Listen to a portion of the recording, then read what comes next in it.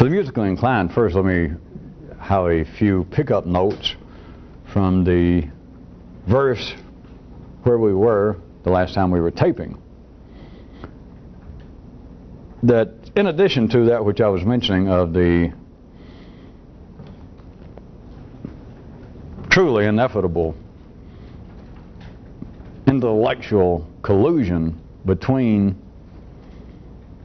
all binary concepts, like truth, error, good, evil, up, down, wet, dry, dry, brute, extra dry, beyond the collusion that no one recognizes that is going on between those things that would appear to be intellectual concepts as opposed to material realities. That's the pickup notes from the last time we were taping. In somewhat more basic, physical, human terms, let's see if we can carry your consideration of this a bit further. That you could see in more material terms the conspiracy being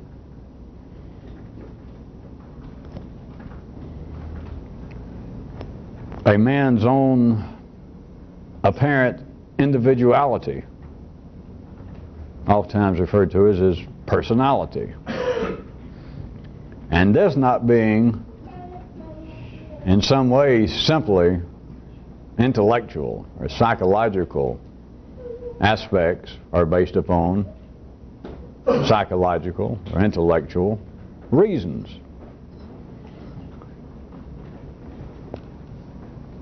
Consider from the viewpoint of something else that we had been talking about for the last few tapings, the backstage that everyone apparently has.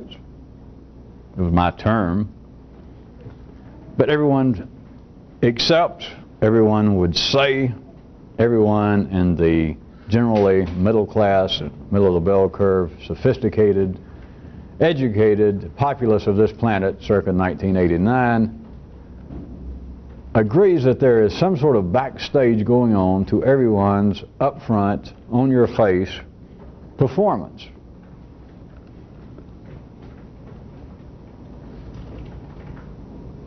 This backstage, though, is itself a conspiracy, assuming it exists, and we're going ahead and talk about a way in which ordinary people would describe and believe that it exists, which it does at a simplistic level.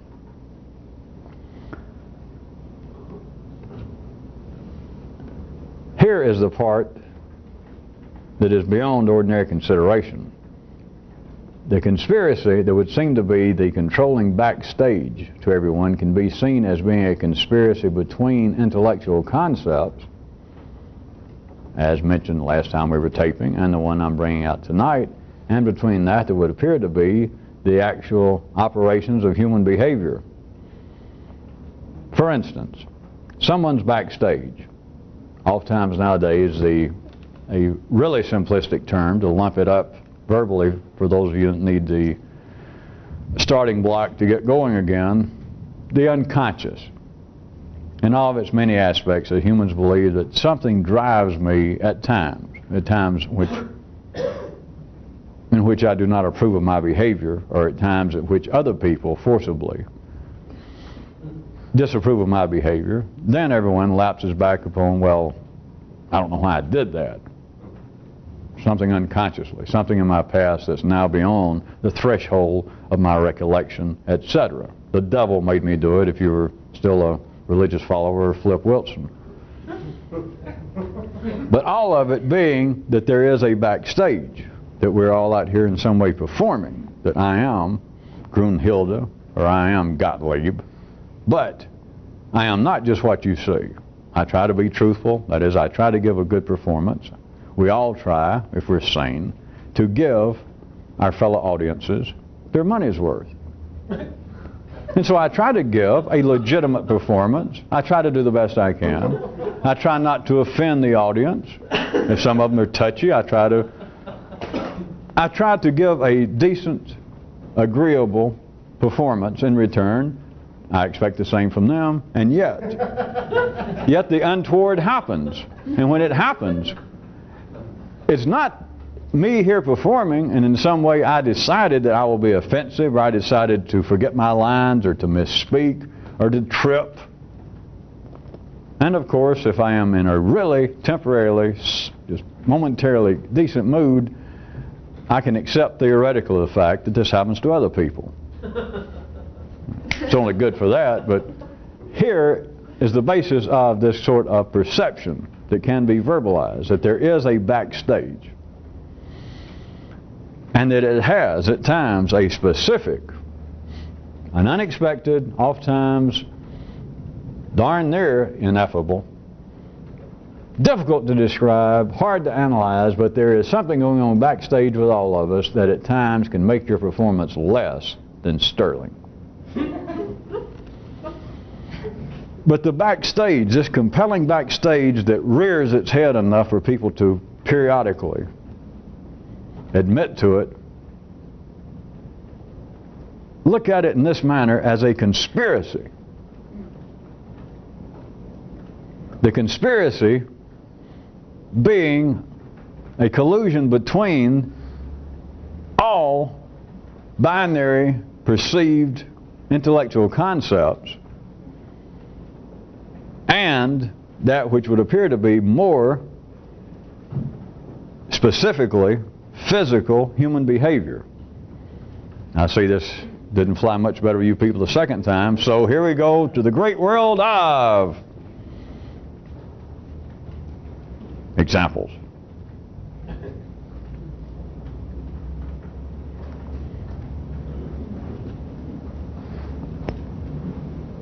One person's, if they were accepting my temporary sketching and maps, one person's description of their backstage, in light of me saying it was a collusion between the two aspects that I mentioned that does not seem to be sitting too well with you people. An example such as this.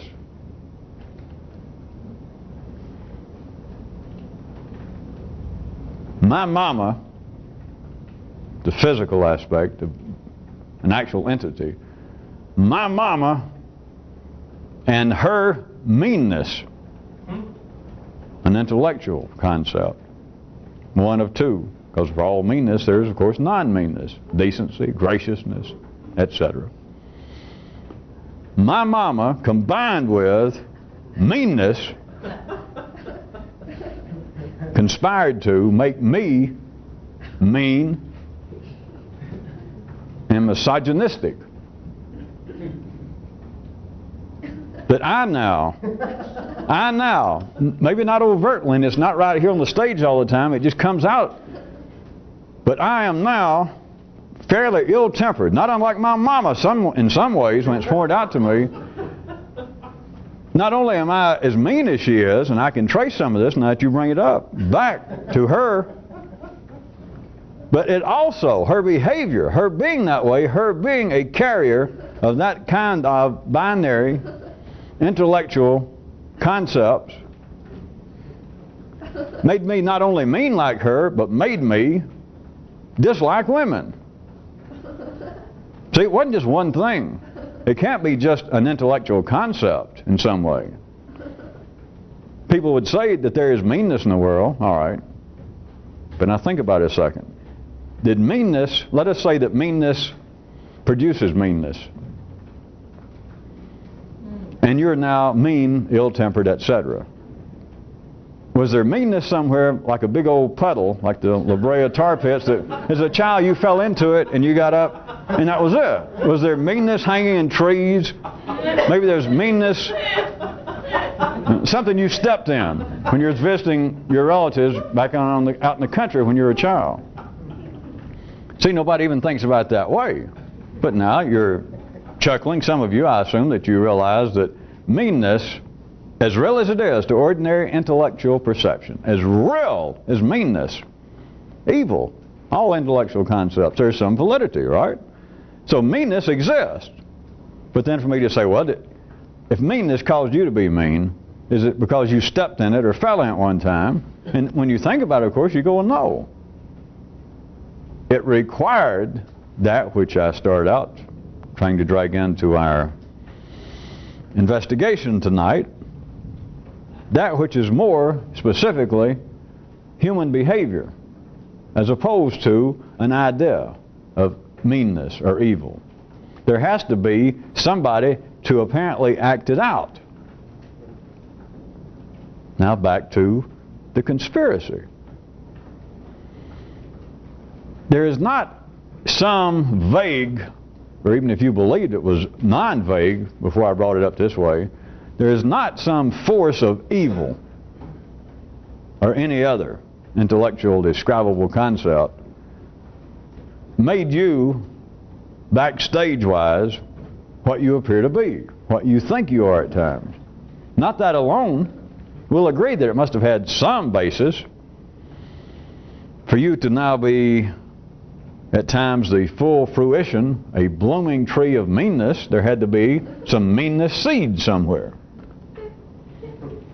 So there had to be meanness somewhere in the background lurking in your life, right? All right, we'll go ahead with that. But there was a conspiracy. It wasn't just meanness by itself.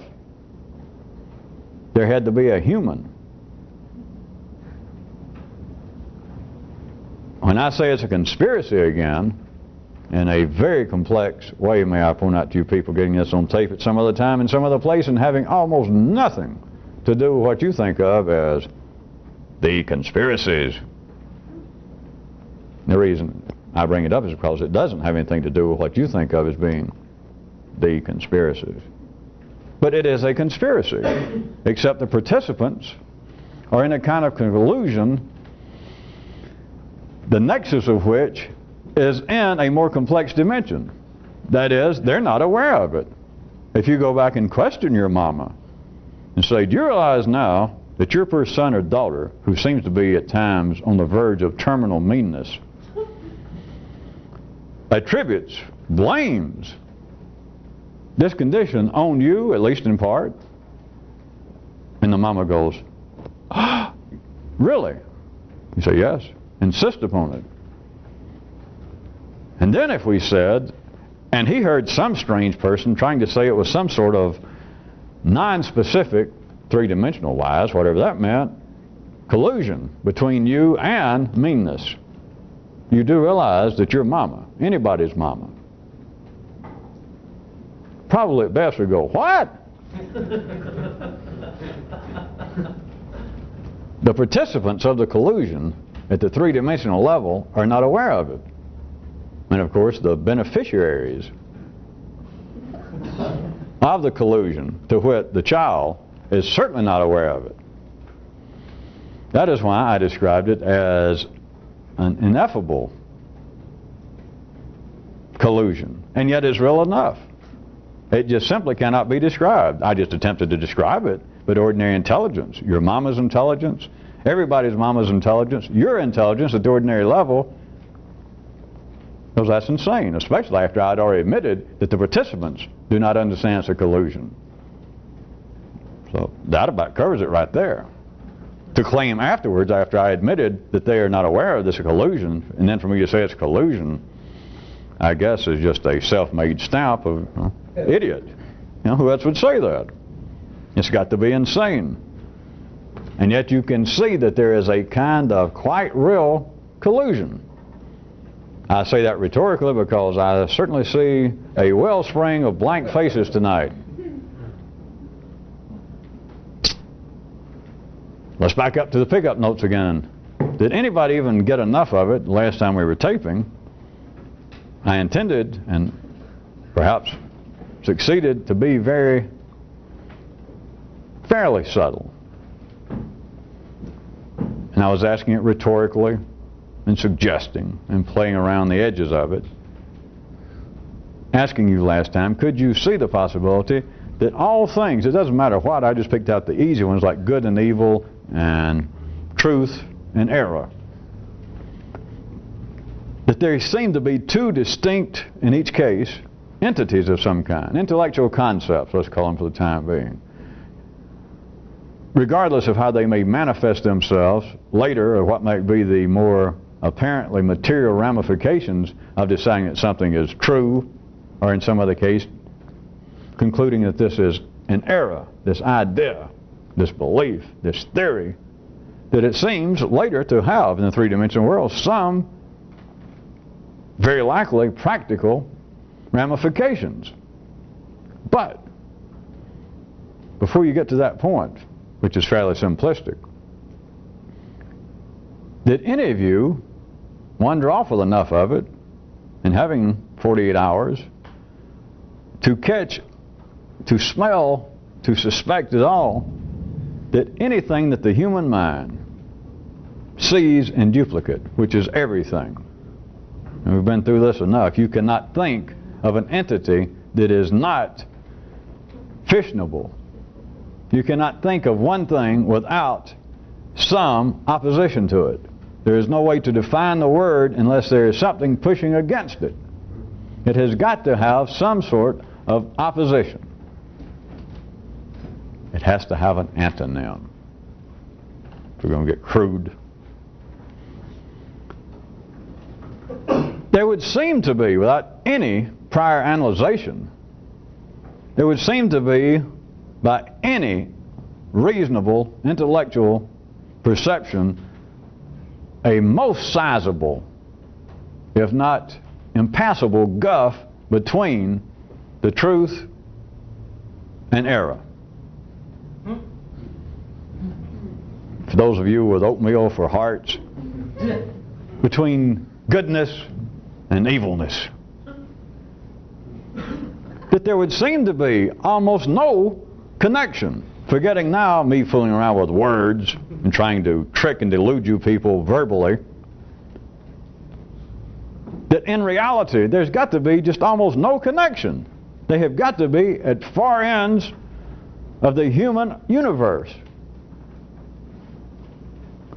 I'll refer you again to my little concocted story, maybe, of the two kings, the two princes, the two leaders of two states, and two states like being two humans, maybe, apparently at continual loggerheads with one another, always in conflict, or always threatening to be in conflict, always warning their people of the dire, immediate threat of the other party, the other state. And the fact is that they get together and have a big laugh over it. And yet, I don't say a laugh in a pejorative sense at the people, a laugh in the sense that they believe that this threatened conflict is absolutely the truth. Whereas we have learned to feign this in such a way as to produce beneficial results with the people, to keep them on edge, to keep them excited, to keep them more alive, etc., etc. And no one ever suspects it. Now there is no way, if you're following that in a more complex way, if you're trying, there is no way to make or to take from that any moral. Not unless you're still tied to 3D consciousness. There is no moral to it. And there is no way to come away from that if you belong in this, feeling as though, well, shame on those kings. Or thinking, well, boy, how great it is. There is no morality there. There is no point to it. Other than the fact that the point is for life to continue growing and be healthy. In the same way, if you can take this jump right quick, it would appear to be absolutely otherwise when I say that, or suggesting to you, a collusion between things that would apparently be operating at the far reaches of the intellectual universe, such as goodness and evilness, or truth and error. Not only does it appear that they would be absolutely inseparable, have no connection, nothing in common, that's just a foolish understatement. But could you see for a second, can you begin to take that jump, that if indeed they are in collusion, not unlike these two kings, that in public, that is, to ordinary consciousness, rattle swords, make obscene gestures, send out verbal threats, turn to their own people, and continually warn against these other neighbors that we have got to prepare ourselves, we have got to gird our loins, or perhaps somebody else's if you're so inclined, against evil, error, falsity.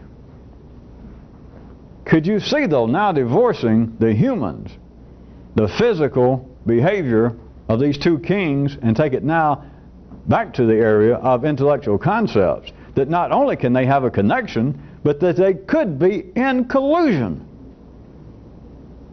Take any dichotomous concept. I just thought that about covered it. There's good and evil and right and wrong, truth and error. They could actually be in collusion with no morality, but the collusion being for the benefit of the people. That it is to your benefit, if you're ordinary,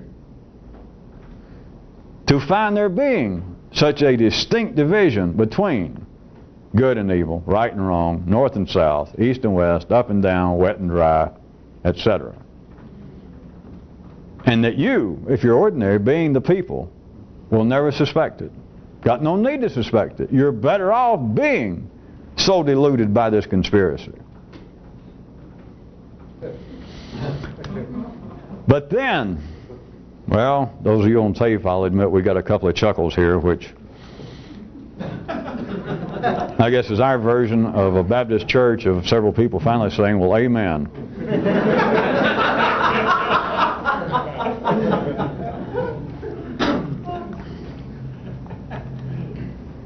All right, if you can go a little bit beyond that. It's only taken me 25 minutes to go back to my opening sentence and try it again. I won't repeat the sentence. We'll try the idea slightly askewed now. If you can begin to suspect, and I'm trying to hint even further and further, you know I don't bring up things just to play with the words of it, that there is a way in which you can see, a helpful, useful way, that is not being misnamed, to take all concepts. I keep saying intellectual for those of you that still need your hamburger helper to start. Not just intellectual. You might think of it, they are intellectual because you can't think about them, they don't exist. But everything, that which would seem to be morality, that which other people call spiritual, religious, cultural, social, whatever it is, having to do with human affairs, everything has its dancing partner, everything has its opposite, everything has its opposition. Everything has a prince next door with whom the one concept, the one idea, the one emotion, the one blank, whatever it is, that a human can think of that seems to be indicative of human affairs. It has somebody right across the border shaking, rattling sabers. The truth is always under attack. Go back and read your philosophers and everybody there. Somebody will always say when they run out of philosophical things to say when they hit 60 or 70 or sober up, every philosopher will say something about, well, my students and my friends, remember this, the truth, you've got to be vigilant. The truth is always under attack by error. And of course the religious people holler, goodness is always under attack. All those evil forces are always just lurking about. We've got to be on our guard. What if it's all a conspiracy? For the good of the people, though. Remind me in a second, all right. I was going to point out another interesting aspect of the ordinary concept of conspiracies. Those of you would like to remember when I bring it up, if I do, where we were right here. If you don't, it won't matter. But I just thought you might. Doesn't cost anymore.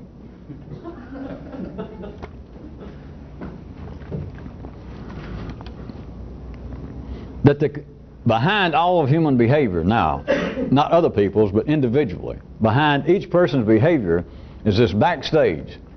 The backstage being, in one way or another, description of the grand conspiracy theory, which has never been verbalized until I did it for you. And that is, everybody believes in some conspiracy, if it's pointed out to them, whether they think about it all the time or not. But whatever the conspiracy is, it would seem to grab an ordinary person's wiring system and make them kind of tune up when they hear, yes, there is an international banking conspiracy. I knew it. There's an international industrial war complex conspiracy that produces all the wars just so the munitions makers can turn another buck. I knew it.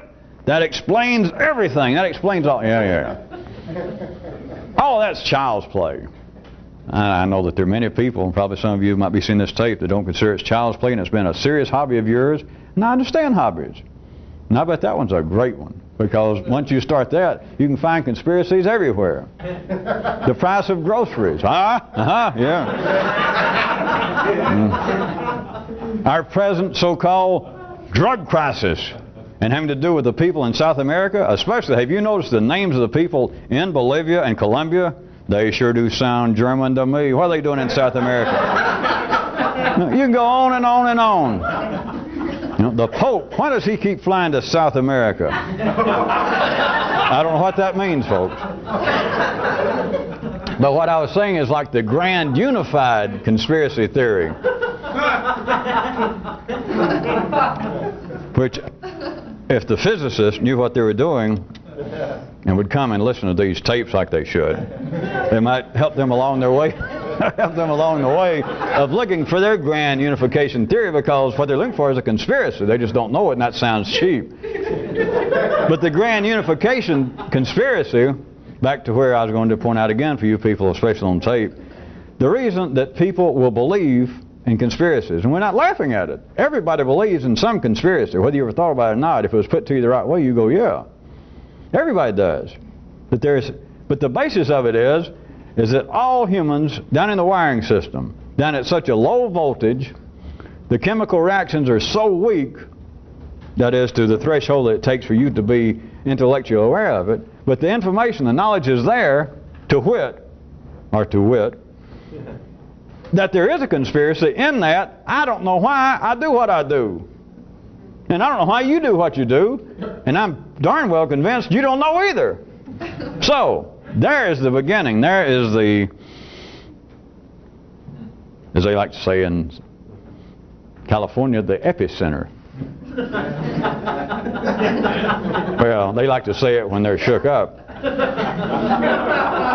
Of all conspiracy theories.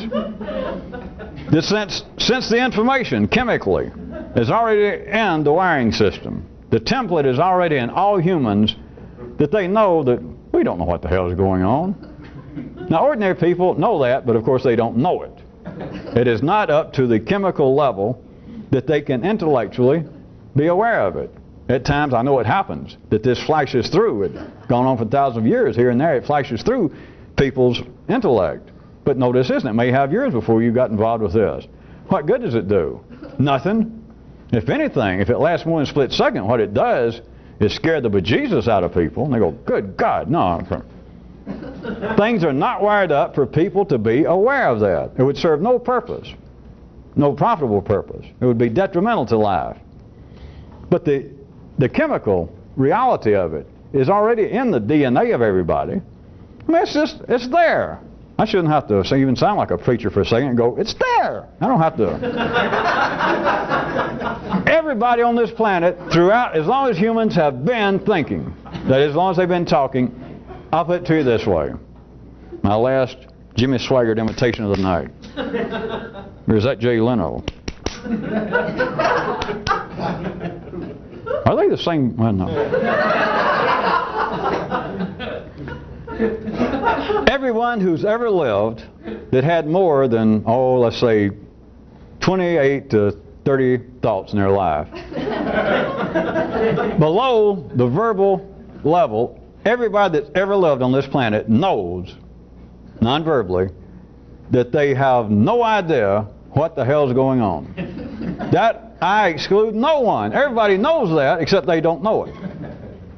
So, as soon as you give them any excuse for a conspiracy, and of course all religions are conspiracy, in case you never thought about that. Lots of people, historians or sociologists like to say that the beginnings of all civilizations, the first thing you find is the people develop a religion or some spiritual life, as they normally call it. All it is a conspiracy theory again. Well, unless you're going to find me a religion that doesn't have an anti-God, which you can't. Unless you're going to find me a religion wherein their gods and their prophets don't have a backstage, which you can't. In other words, religion, everything is a conspiracy. And so once you understand that the information, the knowledge is already in the DNA of everyone that they do not know what's going on just because you got an intellect, that is, just because you got chemical reactions now in your nervous system in such a way that you can talk. You can talk and apparently deal with a viable, alterable language, and that you can remember things that do not exist anymore, and that you can convey this information, that is, this energy, to somebody else and jog their so-called memory, that is, stimulate a certain kind of chemical reaction in their brain, and you both can talk about things that either no longer exist, do not yet exist, or don't exist where you are. As long as you can do that, then the awareness is in you that you and everybody else does not know what in the world is going on. So after that, anything that can be put in effable words is a conspiracy theory. Whether it be called religion, whether it be called social mores, whether it be called the basis of civilization, of decent human conduct, whatever it is. What you're dealing with is a conspiracy theory. And everybody is a sitting duck. You got no choice but to believe it. You got no choice but to respond favorably when somebody says, I believe they're a conspiracy. Even before you know what, you think, yeah. Then you might say, well, in what way? And they'll say, well, intellectually or economically. And you may go, well, that's not really my field. But even before you get the details, though, the adjective, as soon as somebody says, I think there's a conspiracy going on, every human that ever lived will go, yep. Which one are you talking about? And then you may not particularly want to dance to theirs. You may go, well, no, I'm into another kind of conspiracy. But notice, as long as it's just given to you as a carte blanche of there's a conspiracy, you go, oh yeah, oh, tell me about it. Which one are you referring to?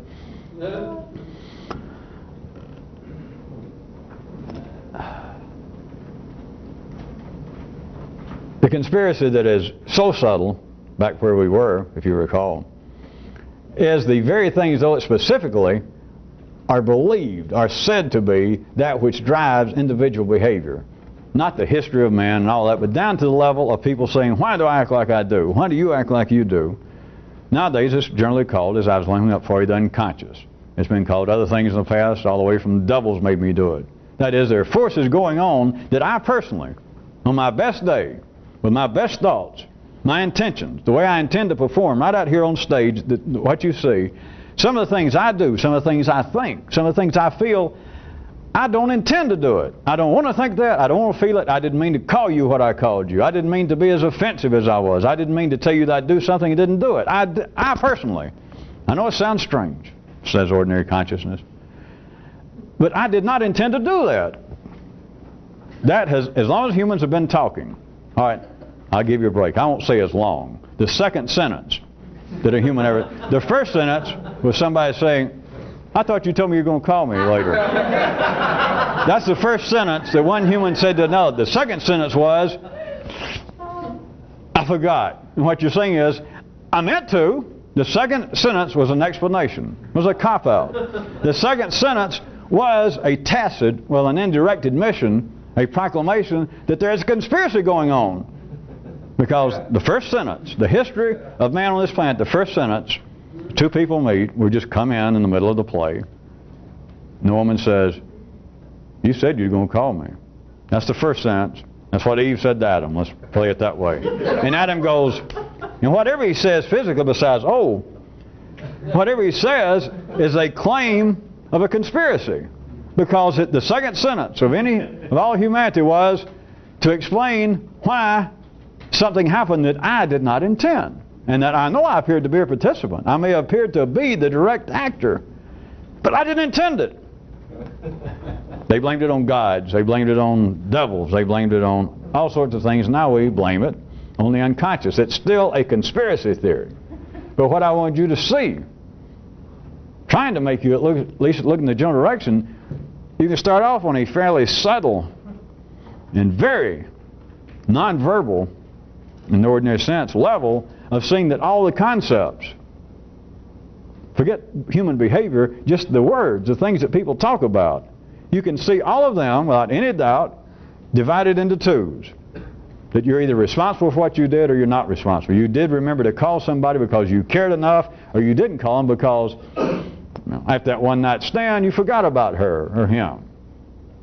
The concepts you can see as being absolutely in an unrecognized collusion for the benefit of life.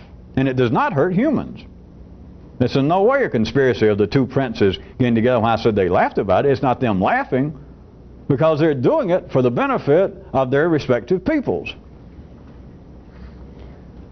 Not only is that a collusion, a conspiracy, but then to see it beyond that into what would appear to be very blunt, physical, material, more primitive, more simplistic terms of simply the behavior of people. Because it takes both.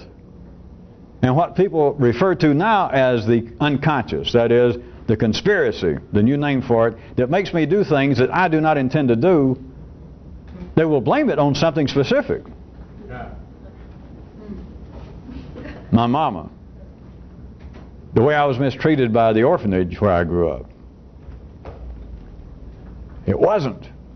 Even if it was, it would only be in part because the person alone could not do it. Any more than, enough of you laughed, if instead of the person referred to the conspiracy in human terms instead of that, they said, all right, the reason I do things now that I don't intend to do is because of the great effect that meanness had on me.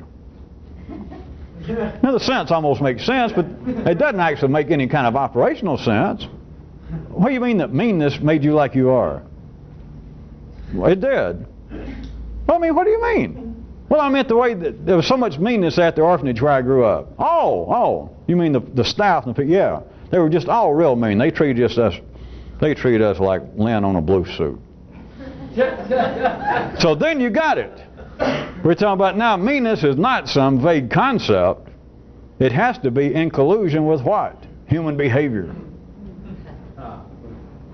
So it was old Ms. Grunhilde and her meanness is what produced the backstage that makes me at times do things, as far as I can tell, and my psychiatrist agrees. Well, I think he agrees, at least he doesn't say no. That's what caused me, basically, to do things that I don't intend to do things that you find offensive, to do things that I find offensive. But you don't hear what you're saying. What you're saying is there was a collusion. There is always a collusion. One more time for you new people. Not in the way you think. If you think you know that it has to do with ordinary life apparently out there, you missed it. And one reason I went to some detail to say that the participants of this collusion are never aware of it. And therefore, if that's as much as you can hear, then there is no collusion, you see? That's why real good information never hurts anybody. Back to the thing I said I might bring up, and I'm about to bring it up. We'll consider this just a little time out. How about that? A little breather. So I can drop my Ernest Ainsley imitation.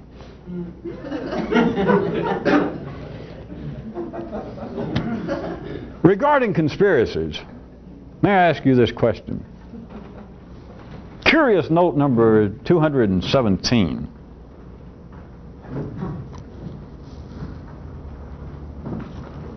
Have you ever noticed, or why is it, take your choice, that no one ever suspects a conspiracy regarding activities that they enjoy?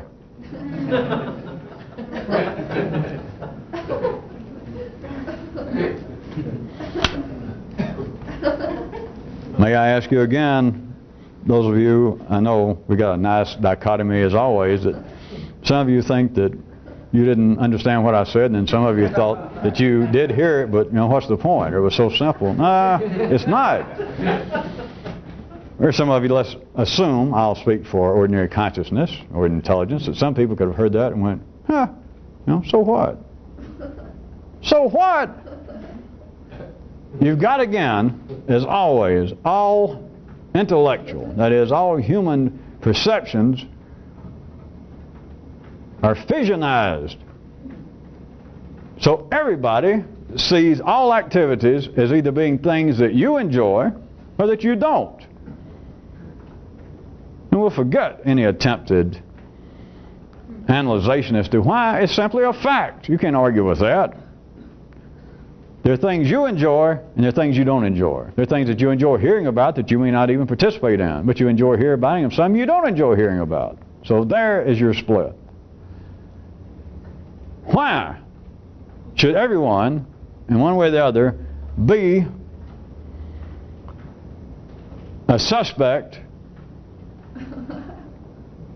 in a roundup of conspiracy buffs regarding almost anything, except the almost anything will always be something that the particular person disapproved of.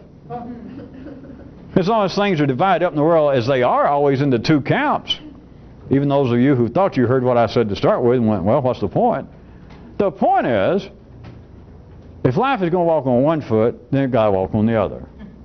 If there's going to be goodness, there are people over here involved, as far as you're concerned, we're taking your view that, all right, this over here is goodness. This is truth. Then there are people also engaged in that which is non-goodness and non-truth. It's just a fact. It's not debatable. It's nothing to look for. It's just a fact. So since, as long as things are divided up into two camps in any area that you can think of, then the kind of interest, the kind of activity, the kind of attitude that somebody has toward one camp, then somebody has a like attitude toward another camp. Now they'd be using different terms. But now back to, why is it that no one ever suspects, no one ever talked about, nobody even ever thought about it, that there is a conspiracy going on behind something that you enjoy? It's always something that you don't enjoy. All right? Something of which you disapprove. Which you could take as a new curious question: is there a difference between that which you enjoy and that which you approve of? But the only way that anyone will respond to the idea that there is a conspiracy, which, as I pointed out to you, that everybody will respond in one way or another that yes, there is. But it is never brought up. Never. No one ever says, take whatever your great interest is in life. Popular music, art, sports, anything that you just enjoy. No one has ever even said this, but if somebody did, if they were staying around a bar and you were talking about whatever your great hobby is in life, whatever your passion is, that you just enjoy, you enjoy reading about it, seeing it on television, seeing it in person, trying to participate yourself, it's something you enjoy. It just gives life some real little thrill with you. And somebody standing there says, you know what? As far as popular music, as far as real rock and roll, as far as real professional sports, whatever it was, do you know there's a conspiracy?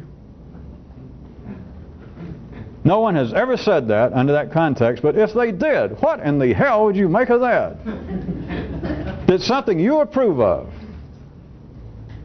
Just unconditionally, you just approve of it. You may not be out trying to be an evangelist for it, but it's something that you just thoroughly approve of. As far as you're concerned, there is nothing you can say bad. You understand that some people do not like rock and roll or jazz or art or professional football. You understand that, or you know it. But it's something that you simply accept that this is one of the, at least minor benefits to being alive. Is being able to participate and be aware of this. I like it. I approve of it. I approve of others doing it if they want to. I like it. Why is it that no human has ever stood up to another human, not in this context, that they recognized it as being this way, and one human said, did you know there's a conspiracy involved with music? Why? If it happens in one area, that is, where things you disapprove of, let us say that you're wired in such a way that you really disapprove of so-called rock and roll, whatever that is nowadays, but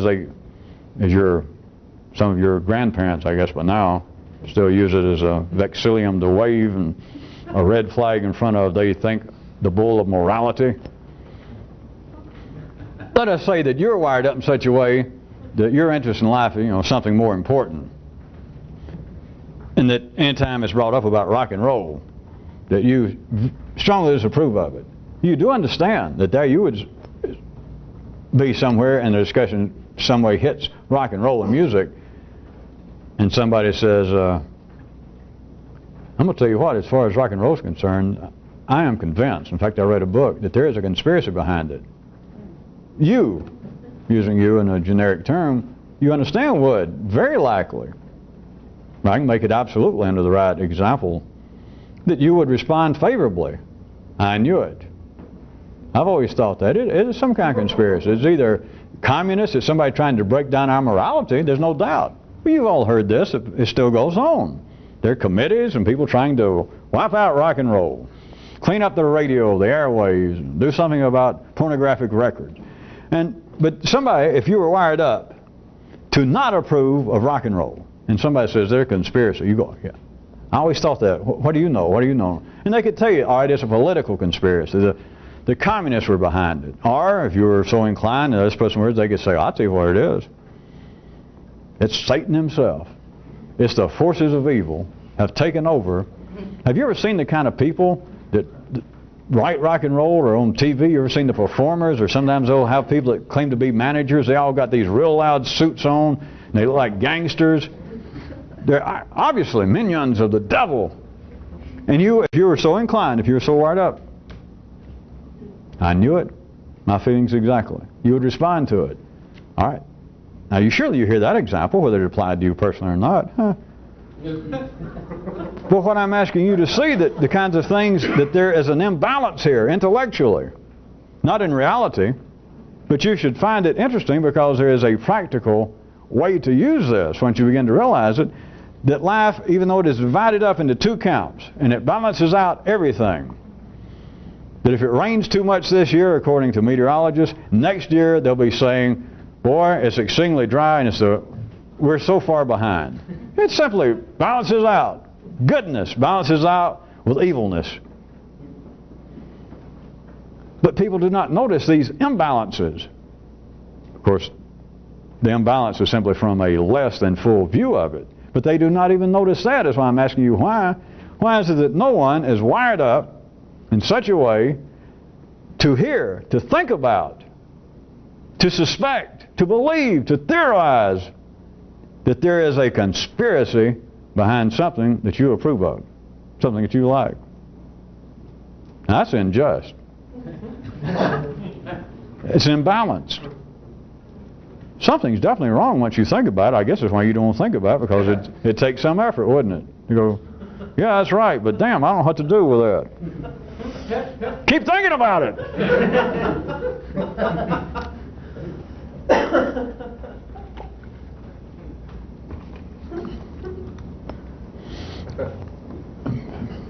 Another piece I hit on there for a second. I can drag you in here at the end, that there is something else that some of you should find of interest, having to do with all of this. Not only have men always, as long as they've been talking, all right, the second sentence, to keep up my little game and to be able to gesture again, my little sentence of people insisting, people being wired up to insist that there is a backstage to themselves and perhaps other people. It carries so far as to go into what would appear to be the real extreme reality of ordinary people's mentation. It goes all the way into, they can't help it, it goes into all their ideas of gods. Now, of course, it's not called that unless you were some little real red-ass minority of hollering that you were the head of your own atheistic movement. People do not realize it, but they attribute, they accept that even their perceived, for those of you of stronger minds, imagined gods have a backstage. I was going to stop for a second and see if any of you found that. If some of you heard anything to find that interesting. And you don't have to be interested in religion or ideas, ordinary ideas of gods, but to find it interesting. Such as the capriciousness, how about of the Greek deities, their unpredictability. I guess if I was having to speak up for ordinary intellectual or academic intelligence, I might make some defense and say, well, the Greeks believed that a lot of their deities were half human or 1/10 human anyway. As confusing or as filled with cross currents as this seems at times, who in the hell has any interest in me even making it worse at times to go back and even speak up temporarily for ordinary intelligence? Nobody likes to be doubly confused. You just have to think faster. You have to swim sideways. Well, all right, back to what I was talking about. That was what I was talking about. All right.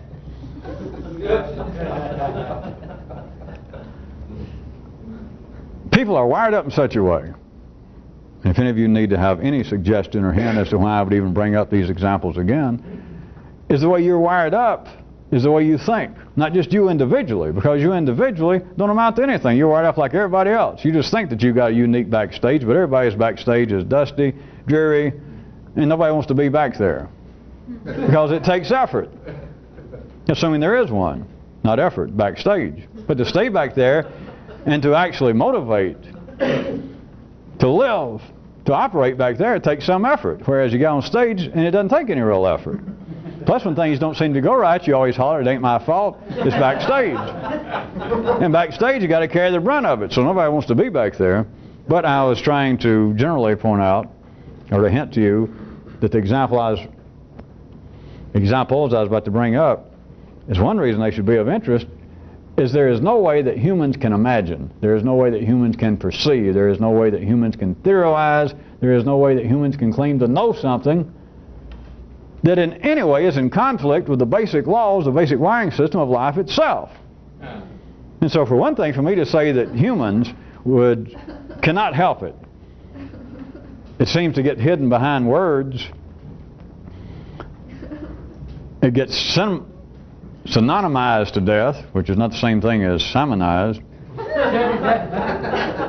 of them hiding it. But humans, for instance, taking that which your forefathers believed would be the most supreme expression of perfection would be the gods. There's no way that humans in any way can imagine, although your forefathers didn't call it imagining gods, they said they were real, but they still cannot imagine them. That is, they can't describe them, they can't think about them, that are in any way freed from the same kind of limitations that the thinker is. But one specific one, that's the basis of description of how you can use, if you think enough about everything when you don't have to continually, to start noticing such as this. Not out there, not in history, it's in you. But they attribute, they have no other choice, and they don't call it this, but they attribute, they just never question it, a backstage to even God. And if the Greek deity sounded a little too vague when I tried to even take up for the Greek deities. No, I didn't. It was for the Greek perception, academically, of the Greek deities. Now you see, it was important I did that and cleaned that up. Now it was, and I was giving you another example to see how easy it is to get lost, because I was still talking about the same thing, but to stop a minute, in ordinary intelligence, say, well, what the purpose of that? 6 minutes. All right, are you ready? I was going to give more specific examples of people having no choice. They attribute to the gods a backstage. All right, let's get more into the grand and glorious Judaic-Christian tradition, of which most of you are participants. Just a joke. I'm not going to try to drag in, I don't think we've got time, any Buddhist, Islamic, Zarathustrian, Confucianistic examples. So let's stick with that great bedside motel companion in the Western world. What they attribute the backstage to the gods, our own Jehovah. How about what he did to Adam and Eve? He gets them there and says you got free will. And I want you to take care of this place, but there's things, or at least one specific thing, I don't want you to do. And it's up to you. I made you. We got problems? We're out. Huh? TV's out. Power surge. Yeah. Power surge. You're still being recorded on camera. Is it still running? We had the dreaded power surge. We think it's still running. Yeah. Power surge, power. Is it? It looks to be still running. I'm not going to talk if it's not running. Yeah, it's running. All right. In the camera.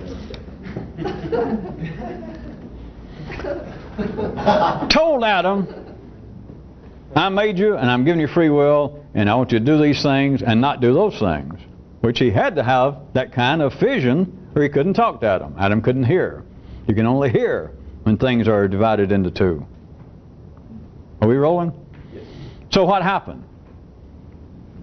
Adam was irresistibly tempted / made to do one of the things, in fact, according to one interpretation of the book, the only thing that Jehovah said you can't do. Jehovah tells him that, goes off to take a break in the first few days. It's the very thing he did. And what did Adam have to say for himself? It may not be recorded, but I assure you, you know what Adam had to say for himself. It was like, Jesus, I didn't intend to do that. I knew better.